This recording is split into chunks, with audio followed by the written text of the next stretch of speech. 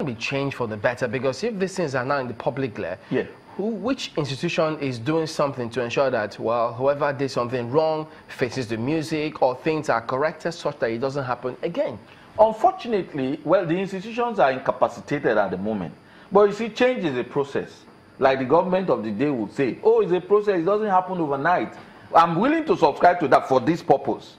I'm not saying change should be so slow in coming, but I'm willing to agree that it's a process. The first step is that we are getting to know. If you don't know, what you don't know does not hurt you. What you don't know does not afflict you in any way. I mean, ignorance is a very terrible thing. Even though under the law, it's not an excuse. It's not an excuse under the law, but I mean, if you don't know that somebody is stealing you to death, you won't complain. But right now, I mean, the noise we are making about $25 billion, it's not as if money has been stolen. And the law does not try intention. There is something like an intention to push money here and there, but no money has gone anywhere. But now the noise is so much that even if there was ever any intention to divert or misappropriate funds, you know, anybody who is trying to do that would now think twice, because we all know and we're all watching now. If we didn't know, so that is the change, and it's something we should thank God for. We should be happy about, because we talk a lot about what is going on in this country now. But you know, now that Senate, they've set up that committee to look into this matter. I know that sometimes, you know, when you're doing research in school, you have this mindset, no, this is what I think, and you almost want to walk from the answer. But your lecturer will tell you, no, you have to have an open mind so you could get your results if you really are interested in it. But about this one, do you expect them to actually come forward and then this process is what might have happened actually is said in the open, and then we'll get some corrections or results? Well, let's hope so. But you see, a lot has happened in the past. We made so much noise. Committees were set up. Like I've said it on this program, something that when committees get set up in Nigeria, it is to put things under the carpet. It is to bury the thing and, apply the family affair solution. So I am not particularly, enthusiastic about the fact that the Senate, whatever the Senate says now, there will be a counter from somewhere that, oh, see who's talking.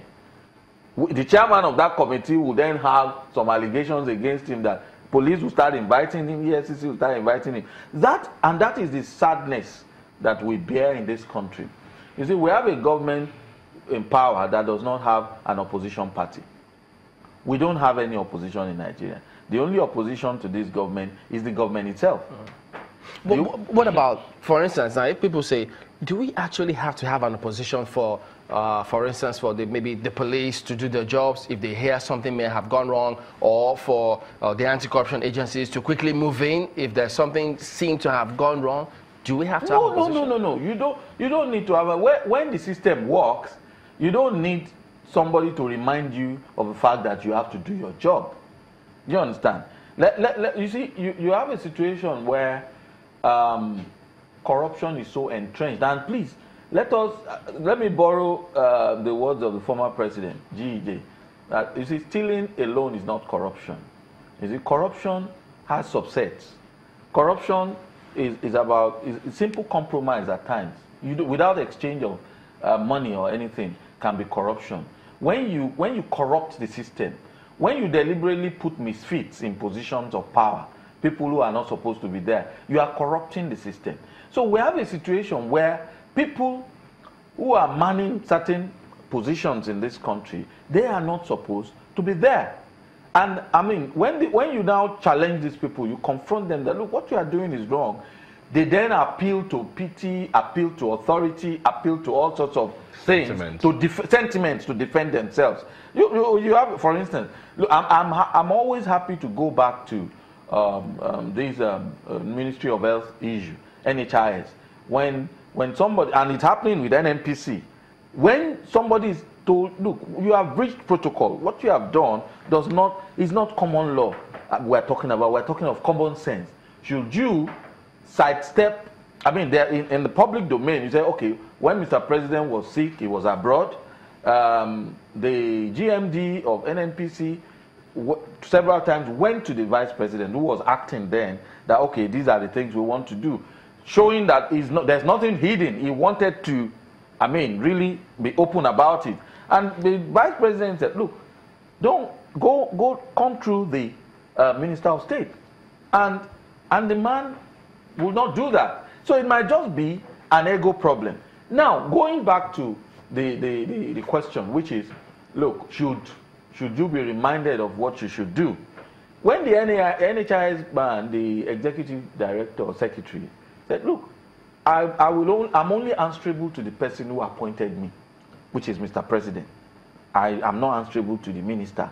This is not something that is happening for the first time. The NNPC, Minister of State for Petroleum.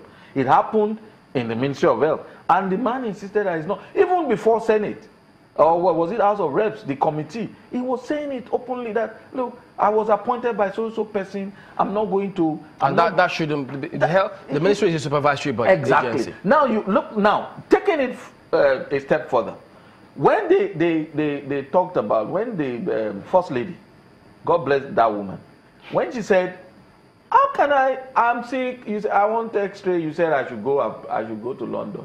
And the woman shouted, you mean, what happened to 3.2 billion that you were given last year?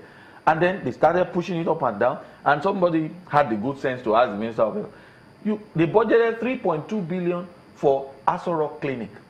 And all the teaching hospitals in Nigeria, put together about 17. You were giving them, the highest was 230 million. It was all together was not up to 3.2 billion. And they asked the minister, how can you do that? He said, no. Aso Rock Clinic is under my supervision.